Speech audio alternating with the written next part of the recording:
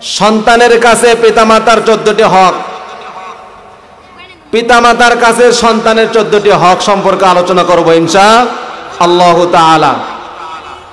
পিতামাতা যদি সন্তানের হক আদায় করে, আশা করা যায় সন্তানও পিতামাতার হক আদায় করবে ইনশাআল্লাহ তাআলা। আমাদের জানা দরকার গুরুত্বপূর্ণ একটা বিষয়, তো আমরা সবাই মনোযোগ দিয়ে শুনবো ইনশাআল্লাহ তাআলা। প্রধান বক্তা পাবনা থেকে তিনি উপস্থিত হয়েছেন। তো এর আগে আমি কিছু আলোচনা করব, বিশেষ করে সন্তানের কাছে পিতামাতার হক 14টি, আবার পিতামাতার কাছে সন্তানের হক 14টি, এই সম্পর্কে আলোচনা করব ইনশাআল্লাহ তাআলা। সর্বপ্রথম আলোচনা করব পিতামাতার কাছে সন্তানের 14টি হক। পিতামাতার কাছে সন্তানের 14টি হক, যে সন্তান দুনিয়াতে আসার আগেই 2টি হক। ছোট বাচ্চা যারা আছে কথা বলবো না, চুপ করে শুনবো। দুনিয়াতে আসার আগে 2টি হক। কয়টি হক? এইদিকে তোমার আমার সঙ্গে কথা বলো।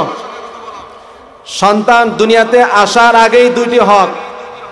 1 নম্বর হক হলো ভালো একটা মা। সন্তান দুনিয়াতে আসার আগেই তার দাবি, তার অধিকার একটা ভালো একটা মা। এই জন্য কোনো যুবক যদি সন্তানের পিতা হতে চায়, সর্বপ্রথম তার কাজ হলো ভালো একটা মা নিয়ে আসতে হবে। রাসূল করিম সাল্লাল্লাহু আলাইহি ওয়াসাল্লাম হাদিসের মধ্যে বলেছেন, 4টা গুণ দেখে নারীকে বিবাহ করা হয়। 1 নম্বর তার ধন সম্পদ, 2 নম্বর তার বংশমর্যাদা, 3 নম্বর তার রূপ সৌন্দর্য, 4 নম্বর তার দিন ধর্ম দেখে। রাসূল বলেন, ফাজফার বিজাতিদ দ্বীন, তোমরা দিনদারিত্বকে প্রাধান্য দাও। তুমি দিনদার নারীকে বিবাহ করে সফলতা অর্জন করো, নতুবা তুমি ক্ষতিগ্রস্ত হয়ে যাবে। 4 ইমামের এক ইমাম, নাম হলো ইমাম মালিক রাহিমাহুল্লাহু তাআলা আনহু। আমরা সবাই বলেন নাম কি? ইমাম মালিক 4 মাযহাবের এক মাযহাব, বড় আলেম ইমাম মালিক রাহিমাহুল্লাহু তাআলা আনহুর বাবা। তো তার ঘটনা বলবো। ইমাম মালিক রাহিমাহুল্লাহু তাআলা আনহুর দাদা দাদি পছন্দ করে ইমাম মালিক রাহিমাহুল্লাহু তাআলা আনহুর বাবাকে বিবাহ করালেন। তার গুণগান শুনে বিবাহ করেছেন, চেহারা দেখেন নাই। তো ইমাম মালিক রাহিমাহুল্লাহু তাআলা আনহুর বাবা যখন তার স্ত্রীর সঙ্গে বাসর ঘরে প্রথম সাক্ষাৎ হয়, যখন চেহারার দিকে তাকান, দেখে চেহারাটা কালো। মেয়েটা দিনদার পরহেজগার, সব দিক দিয়েই ঠিক আছে, শুধু সমস্যা কোন জায়গায়? চেহারাটা কালো। এই জন্য ইমাম মালিক রাহিমাহুল্লাহু তাআলা আনহুর পছন্দ হয় নাই, মন খারাপ। স্ত্রী বুঝতে পেরেছেন যে আমার চেহারা দেখে তার পছন্দ হয় নাই। এই জন্য স্ত্রী লজ্জা শরম ছেড়ে দিয়ে স্ত্রী তার স্বামীকে লক্ষ্য করে বললেন, আপনি কি জানেন না আল্লাহ পাক রব্বুল আলামিন সূরা বাকারায় 216 নম্বর আয়াতের মধ্যে বলেছেন, আসা আন তাকরাহু শাইআন ওয়া হুয়া খায়রুল লাকুম ওয়া আসা আন তুহিব্বু শাইআন ওয়া হুয়া শাররুল লাকুম ওয়াল্লাহু ইয়ালামু ওয়া আনতুম লা তা'লামুন। আল্লাহ পাক রব্বুল আলামিন বলেন, এমন কিছু বিষয় আছে যেগুলো বিষয় তোমরা অপছন্দ করো, অথচ আল্লাহ পাক রব্বুল আলামিন ওহার মধ্যে কোনো কল্যাণ রেখেছেন। আবার এমন কিছু বিষয় আছে যেগুলো তোমরা পছন্দ করো, অথচ আল্লাহ পাক রব্বুল আলামিন তার মধ্যে অকল্যাণ রেখেছেন। এটা জানেন কি? আল্লাহ পাক রব্বুল আলামিন জানেন। যাই হোক, রাতের বেলা যখন কোরআনের আয়াত শুনলেন, কোরআনের আয়াত শোনার কারণে মনটা নরম হয়ে গেল। ইমাম মালিক রাহিমাহুল্লাহু তাআলা আনহুর বাবা রাতের বেলা তার স্ত্রীর সঙ্গে জিমা হলো, কিন্তু সকালবেলা যখন আবার চেহারা দেখলেন মনটা খারাপ হয়ে গেল। রাগ করে বাড়ি থেকে বের হয়ে গেলেন। প্রায় 18 থেকে 19 বছর পর আবার যখন ফিরে আসলেন, আসার পর দেখলেন এলাকার অবস্থা পরিবর্তন হয়ে গেছে, সব কিছু পরিবর্তন হয়ে গেছে। মসজিদে নামাজ আদায় করলেন। মসজিদে নামাজ আদায় করার পর দেখলেন একজন যুবক নামাজের পর অনেক লোক নিয়ে হাদিসের দরজ দিচ্ছেন, হাদিস পড়াচ্ছেন। উনি একজনকে জিজ্ঞাসা করলেন, বাবা এই যুবক ছেলেটা কে? বলে এই যুবকটা ছেলে হলো ইমাম মালিক, তিনি বড় আলেম। কিন্তু দুঃখের বিষয়, আফসোসের বিষয় হলো তার বাবা 18 থেকে 19 বছর পূর্বে বাড়ি থেকে বের হয়ে চলে গেছে। স্ত্রীর চেহারা কালো চেহারা দেখে পছন্দ হয় নাই, বাড়ি থেকে বের হয়ে চলে গেছে। ইমাম মালিক রাহিমাহুল্লাহু তাআলা আনহুর বাবা বুঝতে পারলেন। তালিম শেষ হওয়ার পর সন্তানের সঙ্গে বাড়ির গেট পর্যন্ত গেলেন। সন্তানও বাবাকে চেনে না, বাবাও সন্তানকে চেনে না। বাবা সন্তানকে বলল, বাবা বাড়ির ভেতর যায় তোমার আম্মুকে বলবে ওই লোকটা আসছে, যে লোকের ব্যাপারে আপনি বলেছিলেন আসা আন তাকরাহু শাইআন ওয়া হুয়া খায়রুল লাকুম ওয়া আসা আন তুহিব্বু শাইআন ওয়া হুয়া শাররুল লাকুম ওয়াল্লাহু ইয়ালামু ওয়া আনতুম লা তা'লামুন। এই আয়াত যে পড়েছিল সেই লোকটা এসেছে। ইমাম মালিক রাহিমাহুল্লাহু তাআলা আনহু তার মা বুঝতে পারলেন, বললেন এটা অন্য কোনো ব্যক্তি নয়, অপরিচিত কোনো ব্যক্তি নয়, এটা হলো তোমার বাবা। আমাকে তো বুঝতে পারছেন? তাহলে স্ত্রীর চেহারা কালো দেখে বাড়ি থেকে বের হয়ে গিয়েছেন, কিন্তু এই কালো মেয়ে কিন্তু তার পরহেজগার দিনদার হওয়ার কারণে তার পেট থেকে একটা সন্তান হয়েছে। আমরা এই 4 মাযহাবের এক মাযহাব ইমাম মালিক রাহিমাহুল্লাহু তাআলা আনহু যুগশ্রেষ্ঠ বড় আলেম ছিলেন। তাহলে ইমাম মালিকের মা ছিল কি কালো, কিন্তু দিনদার পরহেজগার। আমাকে তো বুঝতে পারছেন? এই জন্য বৈজ্ঞানিক তারা দেখছে, তারা জানে কোনো মা তার সন্তানকে পেটে রেখে যদি বেশি বেশি গান গায় তাহলে তার সন্তান গায়ক হবে। আমাকে তো বুঝতে পারছেন? তাদের অনুযায়ী। এখন আমরা বলবো কোনো মা সন্তানকে পেটে রেখে যদি কোরআন বেশি বেশি তেলাওয়াত করে তাহলে তার সন্তান হাফেজ হবে। আমাকে তো বুঝতে পারছেন? এই জন্য মা যদি ভালো হয় সন্তান ভালো হয়। বলতেছিলাম সন্তান দুনিয়াতে আসার আগে 2টি হক। 1 নম্বর হক হলো ভালো মা, 2 নম্বর হক হলো স্বামী স্ত্রী পবিত্র সম্পর্ক স্থাপনের মাধ্যমে যদি সন্তান চাই তাহলে একটা দোয়া পড়তে হবে। দোয়া, যুবক ভাইরা ভালো করে শুনবেন, যদি আমরা আরবি দোয়া যদি না জানি কমপক্ষে বাংলা অর্থটা মুখস্থ করব। দোয়াটা হলো আল্লাহুম্মা জান্নিবনা শাইতানা ওয়া জান্নিবিশ শাইতানা মা রাযাকতানা। হে আল্লাহ, আমাদের স্বামী স্ত্রী থেকে শয়তানকে দূরে রাখো। আরবি যদি না পারেন কমপক্ষে বাংলাটা মুখস্থ করবেন। আল্লাহ, আমাদের মাঝে এই পবিত্র সম্পর্ক স্থাপনের মাধ্যমে যদি সন্তান হয় এই সন্তান থেকেও শয়তানকে দূরে রাখো। আরবি দোয়া হলো আল্লাহুম্মা জান্নিবনা শাইতানা ওয়া জান্নিবিশ শাইতানা মা রাযাকতানা। আমরা যদি পারি আরবি বলবো, না পারি কমপক্ষে এই বাংলাটা মনে মনে বলে নেব। তাহলে 2 নম্বর হলো দোয়া পড়া।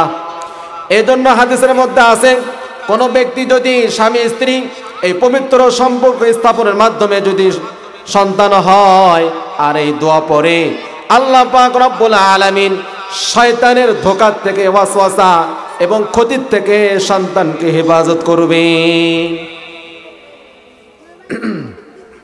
তাহলে দুনিয়াতে সন্তান আসার আগেই দুইটা হক। এবার সন্তান দুনিয়াতে আসার পর 12টি হক। কয়টি হক? 12টি হক। মনোযোগ দিয়ে যদি আমরা শুনি তাহলে এটা মুখস্থ হয়ে যাবে ইনশাআল্লাহ। সন্তান দুনিয়াতে আসার পর সর্বপ্রথম হক হলো সন্তানের ডান কানে আজান দেওয়া, বাম কানে একামত দেওয়া। আমাকে তো বুঝতে পারছেন? আজানের শব্দগুলি কানে বলবে, উচ্চ আওয়াজে দিতে হবে না, শুধু সন্তান যাতে শুনতে পারে শব্দগুলো বললেই হবে। কিন্তু এখন বর্তমান দেখা যায় সন্তান ভূমিষ্ঠ হওয়ার পর ছবি উঠানো আর ফেসবুকে সারানি ব্যস্ত, কোন সময় আজান দেবে? আমাকে তো বুঝতে পারছেন? অথচ অনেক সময় দেখা যায় এখনো তার মাকে পরিষ্কার করা হয় নাই, ফেসবুকে ছাড়াই দিয়েছে যে আমার ছেলে সন্তান হয়েছে, ছেলে সন্তান বাবা হলাম। না, কখনই না। সর্বপ্রথম কাজ হলো সন্তান ভূমিষ্ঠ হওয়ার পর সন্তানের ডান কানে আজান দেবে, বাম কানে একামত দেবে। হযরতে হাসান রাদিয়াল্লাহু তাআলা আনহু জন্মগ্রহণ করলে রাসূল করিম সাল্লাল্লাহু আলাইহি ওয়াসাল্লাম নামাজের আজানের মতন আজান দিয়েছিলেন। 1 নম্বর হক হলো আজান, ডান কানে আজান, বাম কানে একামত। 2 নম্বর হলো সন্তানকে তাহনিক করা। তাহনিক, সন্তানকে কি করবে? তাহনিক। তাহনিক করা সুন্নাত। রাসূল করিম সাল্লাল্লাহু আলাইহি ওয়াসাল্লামের নিকটে কোন নবজাতক শিশুকে নিয়ে গেলে রাসূল করিম সাল্লাল্লাহু আলাইহি ওয়াসাল্লাম সন্তানকে তাহনিক করতেন। তাহনিক বলা হয় খেজুর চাবাইয়া তার সামান্য কিছু রস তালুতে অথবা মুখের ভেতর, নবজাতক শিশু বাচ্চাকে মুখের ভেতর দেওয়া সামান্য একটু রস। আমাকে তো বুঝতে পারছেন? কোনো আল্লাহর ওলি বা বুজুর্গ অথবা কোনো মুরব্বী থাকলে বা ইমাম সাহেব হোক, কোনো আলেম হোক, তার মুখের আপনার মিষ্টি দ্রব্য অথবা খেজুর চাবানো রস মুখের ভেতর দেওয়া, এটাকে বলা হয় তাহনিক। এটা বরকতের কারণ। তো রাসূল করিম সাল্লাল্লাহু আলাইহি ওয়াসাল্লাম শিশু বাচ্চাদের তাহনিক করতেন, এজন্য আমরাও তাহনিক করব।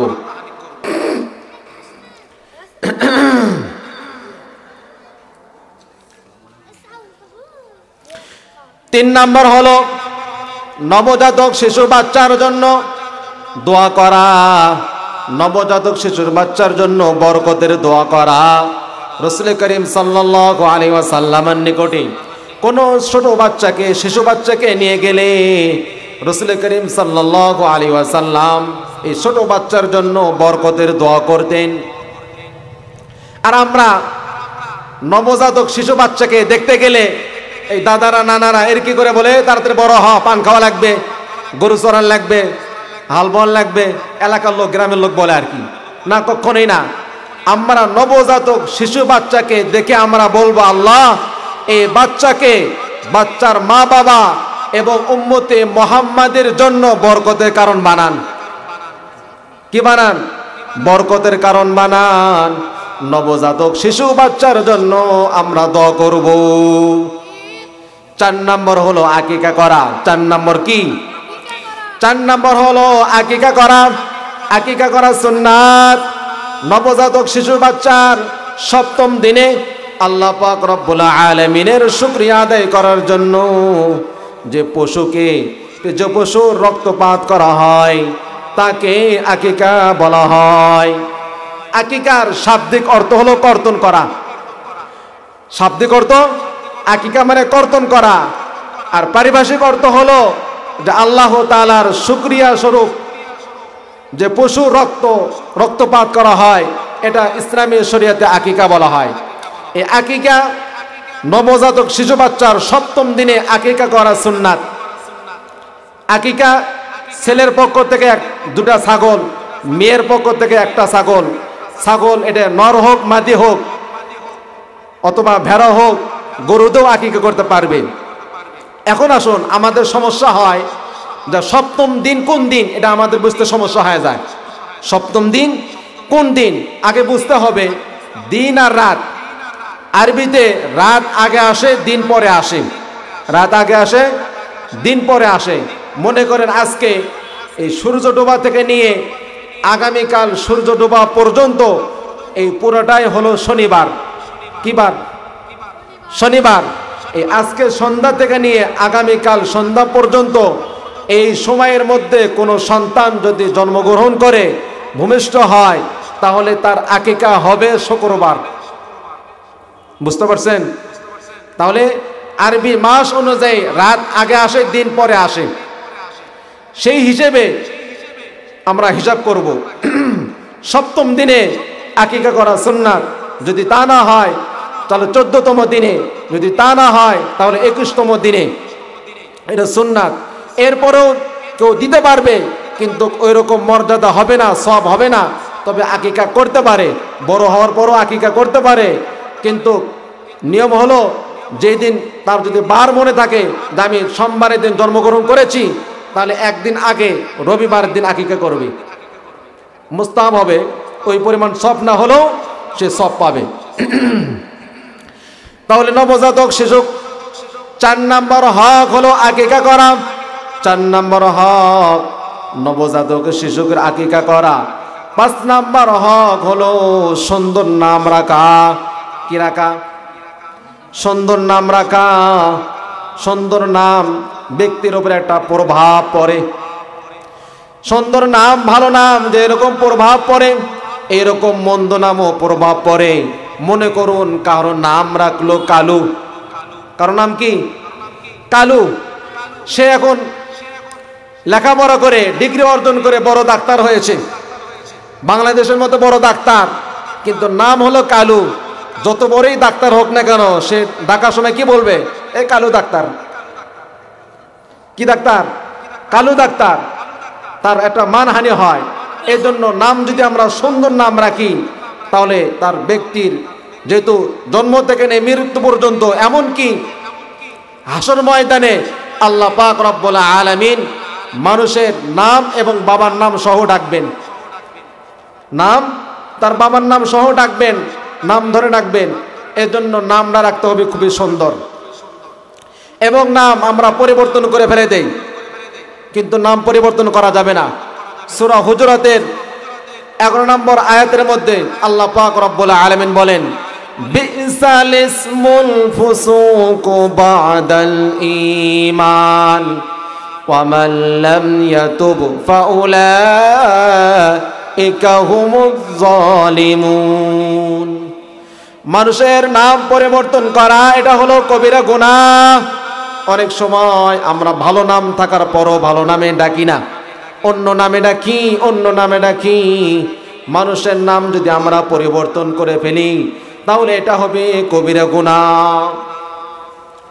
একজনের নাম পরিবর্তন করে রেখেছে মুসি। কি নাম রেখেছে? নাম রেখেছে মুসি।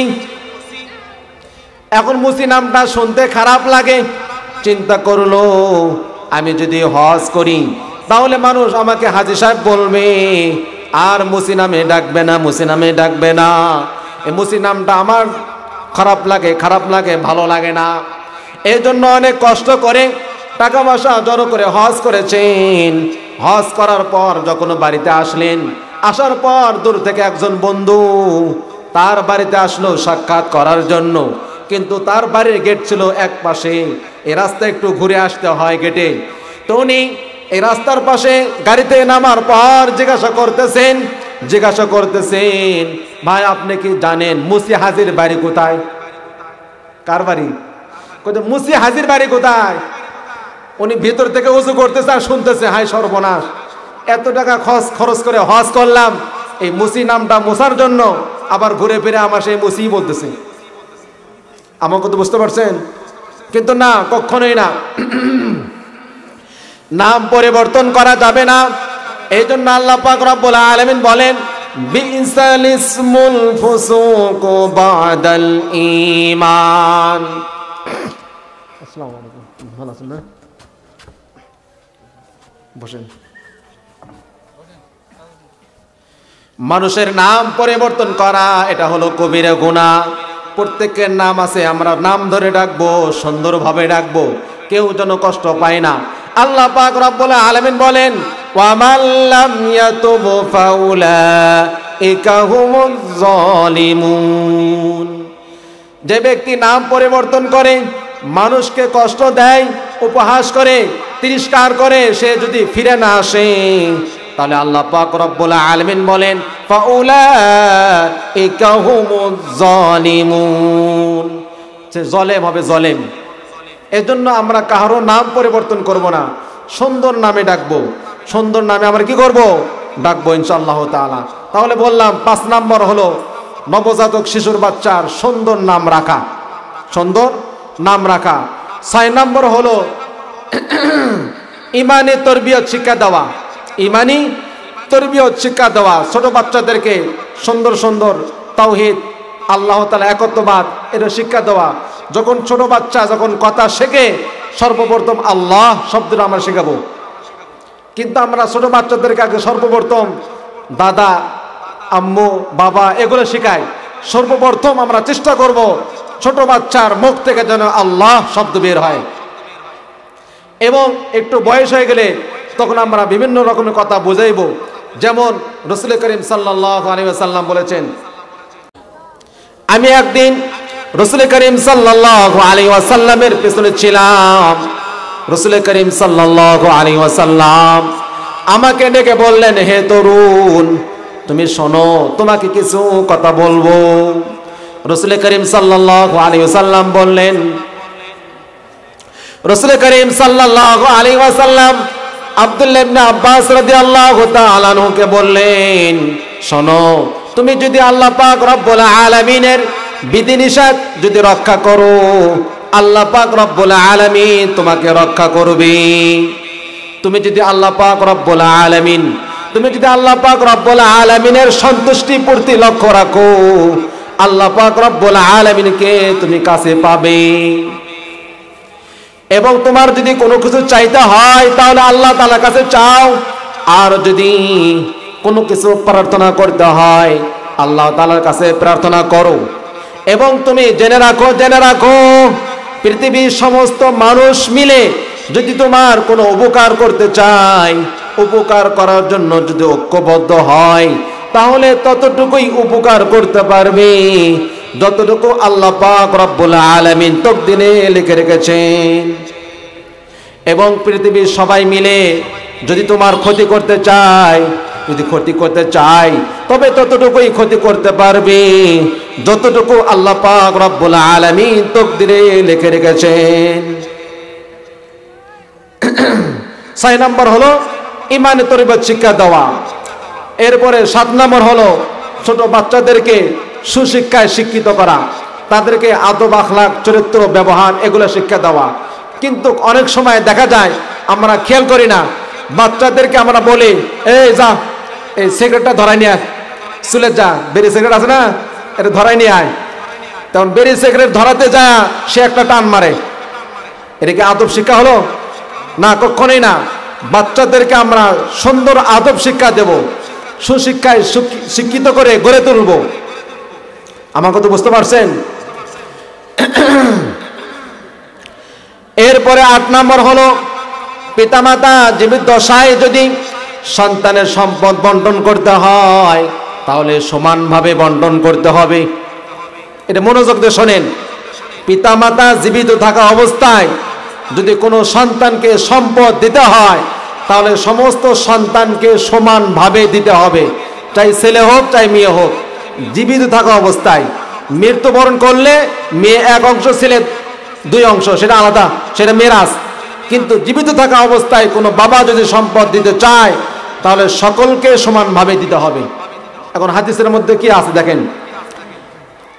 নোমান ইবনে বশির রাদিয়াল্লাহু তাআলা আনহু বলেন, আমার মা বিনতে রুবাইয়া তিনি আমার বাবাকে অনুরোধ করলেন যে আমার জন্য কিছু সম্পদ দেওয়ার জন্য, কিন্তু শর্ত হলো রাসূল করিম সাল্লাল্লাহু আলাইহি ওয়াসাল্লামকে সাক্ষী রেখে দিতে হবে। কাকে সাক্ষী রাখবে? রাসূলকে সাক্ষী রেখে। নোমান বলেন, আমার মা আমার বাবাকে বলল যে রাসূলকে সাক্ষী রেখে আমাকে কিছু সম্পদ দেওয়ার জন্য। আমার বাবা রাসূল করিম সাল্লাল্লাহু আলাইহি ওয়াসাল্লামের কাছে হাত ধরে নিয়ে গেলেন এবং রাসূলকে বললেন, ওগো আল্লাহর হাবিব, আমি আমার সন্তান নোমানকে কিছু সম্পদ দিতে চাই, আপনি সাক্ষী থাকেন। আপনি কি থাকেন? সাক্ষী থাকেন। রাসূল করিম সাল্লাল্লাহু আলাইহি সাল্লাম বললেন, হে বশির, তোমার কি আর কোনো সন্তান নাই? এই নুমান একটাই সন্তান না আরো সন্তান আছে? বলে, ইয়া রাসূলুল্লাহ, আরো সন্তান আছে। তুমি কি তাদেরকে সম্পদ দিয়েছো? না। বলে, না, আমি জুলুমের সাক্ষী হতে পারি না, আমাকে সাক্ষী রেখো না। আমাকে তো বুঝতে পারছেন? এর জন্য জীবিত থাকা অবস্থায় যদি কোনো পিতা মাতা সম্পদ দিতে হয় তাহলে সমানভাবে দিতে হবে, চাই ছেলে হোক মেয়ে হোক। এটা 8 নম্বর।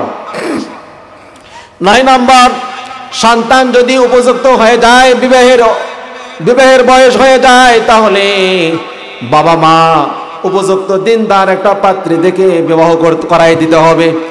নতুবা আল্লাহ না করুক যদি কোনো গুনার মধ্যে লিপ্ত হয়ে যায় তাহলে এই গুনাহটা পিতার উপরে বর্তাইবে, এটা আমার খেয়াল রাখবো। 10 নম্বর, সন্তানের বিবাহের ক্ষেত্রে সন্তানের মতামতকে গুরুত্ব দেওয়া। সন্তানের মতামতকে গুরুত্ব দেওয়া। যদি গুরুত্ব না দেওয়া হয়, বর্তমানও দেখা যায় অনেক সময় সমস্যার সম্মুখীন হয়। 2 সন্তানের জননী মা সে বাড়ি থেকে বের হয়ে যায়। আমাকে তো বোঝেননি। এই জন্য বিবাহের সময় সন্তানের মতামত এটা খুবই গুরুত্ব দিতে হবে। এরপরে 11 নম্বর, সন্তানের ভরণ পোষণ এটা বাবার উপরে বর্তাইবে, বাবার দায়িত্ব। 12 নম্বর হলো সন্তানের জন্য বদদোয়া করবে না। কি করবে না? সন্তানের জন্য কোনো বদদোয়া করবে না। হাদিসের মধ্যে রাসূল করিম সাল্লাল্লাহু আলাইহি ওয়াসাল্লাম বলেছেন, তোমরা নিজের জন্য বদদোয়া করো না, তোমরা সম্পদের জন্য বদদোয়া করো না, তোমরা খাদেমের জন্য বদদোয়া করো না, তোমরা সন্তানাদির জন্য বদদোয়া করো না। হতে পারে তুমি যখন বদদোয়া করবে এই সময়টা দোয়া কবুলের সময় হতে পারে। আমি যখন বলবো এই সময়টা কি হতে পারে? দোয়া কবুলের সময়। এই দোয়া কবুলের সময় যদি আমি বলি, সন্তানের উপরে রাগ করে যদি আমি বলি, আল্লাহ না করুক যদি কবুল হয়ে যায় তাহলে সমস্যা হয়ে যাবে। আমাকে তো বুঝতে পারছেন? এই জন্য সন্তানের জন্য আমরা কখনোই বদদোয়া করব না। যে 12টা বলা হলো সন্তানের হক, এই 12টা হক যদি পিতামাতা আদায় করে তাহলে আশা করা যায় সন্তানও পিতামাতার হক আদায় করবে।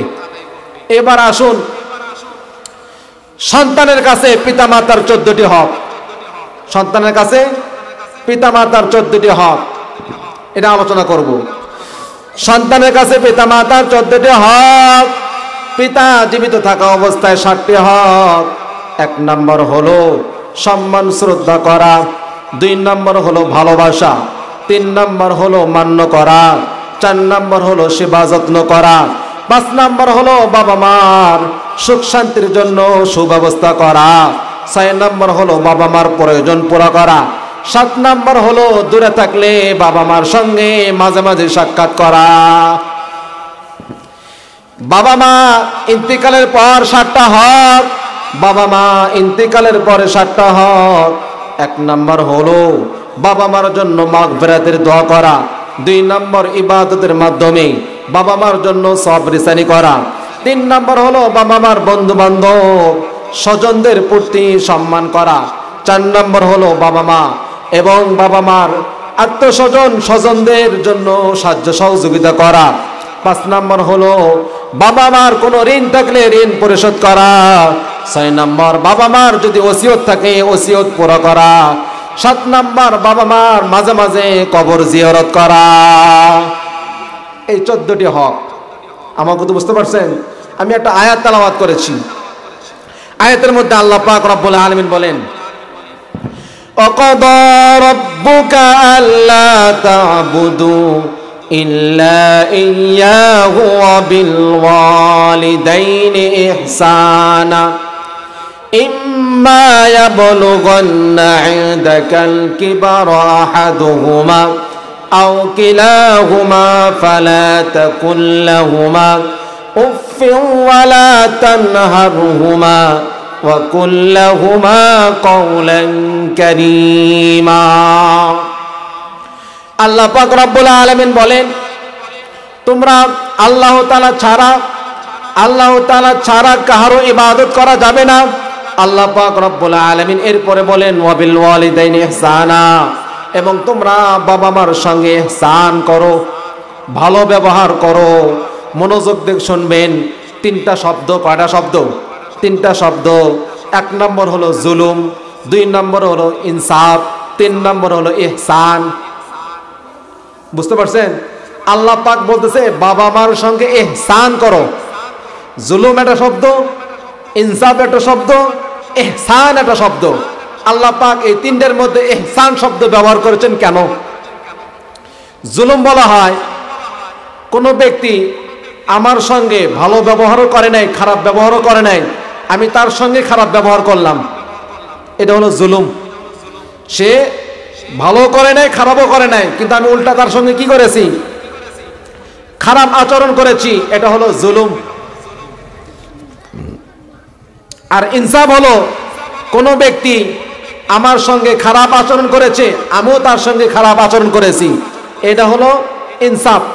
একটা উদাহরণ দেই। মনে করেন কোন এক ব্যক্তি আমাকে একটা চর দিয়েছে, চরের ওজন মনে করেন 1 কেজি, কত ধরেন 1 কেজি, তাহলে আমি একটা তাকে চর দিতে পারবো, সে চরের ওজন 1 কেজি হবে। 1 কেজি 100 গ্রাম যদি হয় তাহলে আমি জুলুম করলাম। আমাকে তো বুঝতে পারছেন? এটা হলো ইনসাফ। আমার সঙ্গে কোনো ব্যক্তি ভালো ব্যবহার করেছে, আমিও তাকে ভালো ব্যবহার করলাম তার সঙ্গে, এটা হলো ইনসাফ। তাহলে ভালো ব্যবহার করার কারণে আমি তার সঙ্গে ভালো ব্যবহার করলাম, ইনসাফ। আমার সঙ্গে ভালো ব্যবহার করেছে, আমি তার সঙ্গে খারাপ ব্যবহার করলাম, জুলুম। আমার সঙ্গে সে ভালো ব্যবহার করে নাই, খারাপ ব্যবহারও করে নাই, কোনো পাওনা নাই, এরপরও আমি তার সঙ্গে ভালো ব্যবহার করলাম, এটা হলো ইহসান। আল্লাহ পাক রব্বুল আলামিন বলেছেন মা বাবার সঙ্গে ইনসাফ করলে হবে না, ইহসান করতে হবে। অনেকে বলে বাবা মা আমাকে কোনো কিছুই দেয় নাই, আল্লাহ পাক বলতেছে কোনো কিছু না দিলেও তো ভালো ব্যবহার করতে হবে, এটাকে বলা হয় ইহসান। আমাকে তো বুঝতে পারছেন? তাহলে বাবা মার কাছ থেকে যদি আমরা কোনো কিছু না পাই, তারপরেও বাবা মার সঙ্গে ভালো ব্যবহার করতে হবে, একেই বলা হয় ইহসান। আল্লাহ পাক রব্বুল আলামিন বলেছেন ওয়াবিল ওয়ালিদাইনি ইহসানা, তোমরা বাবা মার সঙ্গে ভালো ব্যবহার করো। কোন একজন বললেন, রাসূলকে বললেন, ইয়া রাসূলুল্লাহ ওয়া ইন যালামা, বাবা মা যদি আমাদের প্রতি জুলুম করে। তো রাসূল করিম সাল্লাল্লাহু আলাইহি ওয়াসাল্লাম বললেন যদিও তোমার প্রতি জুলুম করে তাও ভালো ব্যবহার করতে হবে। একবার নয়, দুইবার নয়, রাসূল করিম সাল্লাল্লাহু আলাইহি ওয়াসাল্লাম 3 বার বলেছেন বাবা মা যদি জুলুম করে তারপরও বাবা মার সঙ্গে ভালো ব্যবহার করতে হবে।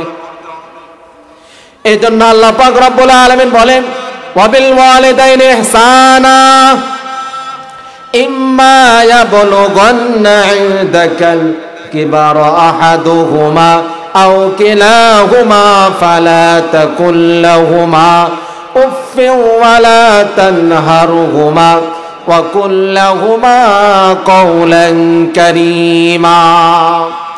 বাবা মা উভয়জন অথবা কোনো একজন যদি তোমার জীবদ্দশায় বার্ধক্যে পৌঁছে যায়, তাহলে তাদের সঙ্গে তুমি শব্দ ব্যবহার করো না, শব্দ ব্যবহার করো না, তাদেরকে ধমক দিও না, তাদের সঙ্গে গাল মন্দ খারাপ ব্যবহার করো না, বরঞ্চ ভালোবাসার সাথে মাথা নত করে দিয়ে তাদের জন্য দোয়া করো। রব্বিরহামহুমা কামা রব্বায়ানি সাগীরা।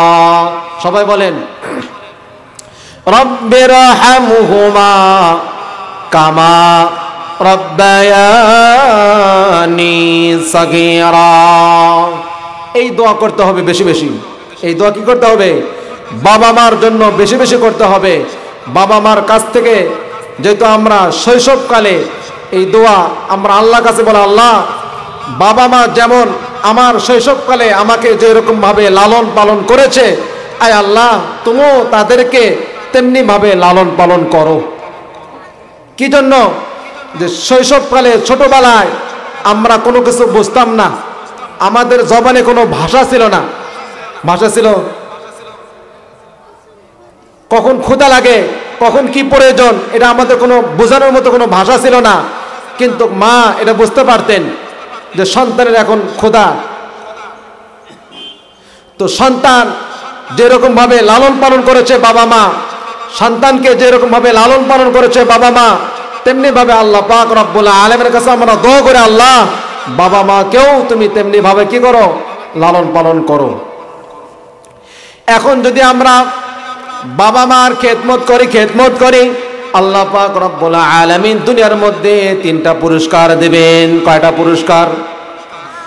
যদি আমরা বাবা মার খেদমত করি, আল্লাহ পাক রব্বুল আলামিন আমাদেরকে দুনিয়ার মধ্যে 3টা পুরস্কার দেবেন। 1 নম্বর পুরস্কার হলো আমার রিজিকের মধ্যে বরকত দান করবেন। রিজিকের মধ্যে কি দান করবেন? রিজিকের মধ্যে বরকত দান করবেন। অনেক সময় দেখা যায় সংসারের মধ্যে অভাব, যদি আমরা বাবা মাকে সেবা যত্ন করি, বাবা মার যদি খেদমত করি, আল্লাহ পাক রব্বুল আলামিন সংসার থেকে অভাব দূর করে দেবেন। অনেক লোক আছে অনেক টাকা পয়সা আয় করে, কিন্তু মাসের শেষে হিসাব পায় না। আমাকে তো বুঝতে পারছেন, যে এরকম একটা উদাহরণ দিয়ে বুঝায়, মনে করেন যে একটা ছেলে টাকা পয়সা কম, সে মনে করেন ঢাকায় যাবে, রোডে যাওয়ার পর দেখে এক পরিচিত লোক, বলতে কে রে দোস্ত কোথায় যাবি? কয় ঢাকায়। কয় চ, বিদেশ থেকে আমার মামা আসতেছে, গাড়ি নিয়ে যাচ্ছি, তোর ভাড়া লাগবে না, চল। আমাকে তো বুঝতে পারছেন, এই ভাড়াটার সুব্যবস্থা হয়ে যাওয়া। আবার দেখবেন টাকাওয়ালা অনেক কিছু আছে, কিন্তু গাড়ি পাচ্ছে না, ঢাকা থেকে বাড়িতে আসবে তার কোনো বিশেষ প্রয়োজনে, কিন্তু গাড়ি নেই, রাস্তার মধ্যে জ্যাম, বিভিন্ন রকম সমস্যা, পেরেশানি। এই জন্য বাবা মার খেদমত করলে আল্লাহ পাক রব্বুল আলামিন রিজিকের মধ্যে বরকত দান করবেন, রিজিকের মধ্যে বরকত দান করবেন। 2 নম্বর হলো বাবা মার খেদমত করার কারণে দ্বিতীয় পুরস্কার, তার সন্তানাদি মানুষের মতো মানুষ হবে। খালি শিক্ষা অর্জন করলেই কিন্তু মানুষ হয় না।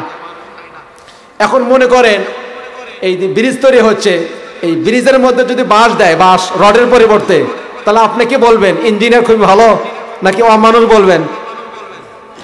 অমানুষ বলবেন।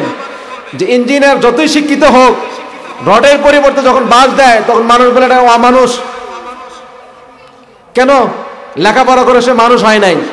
কিন্তু বাবা মার খেদমত করলে আল্লাহ পাক রব্বুল আলামিন 3টা পুরস্কার দেবেন। 1 নম্বর তার রিজিকের মধ্যে বরকত দেবেন। 2 নম্বর তার সন্তানাদি মানুষের মতো মানুষ হবে। কি হবে?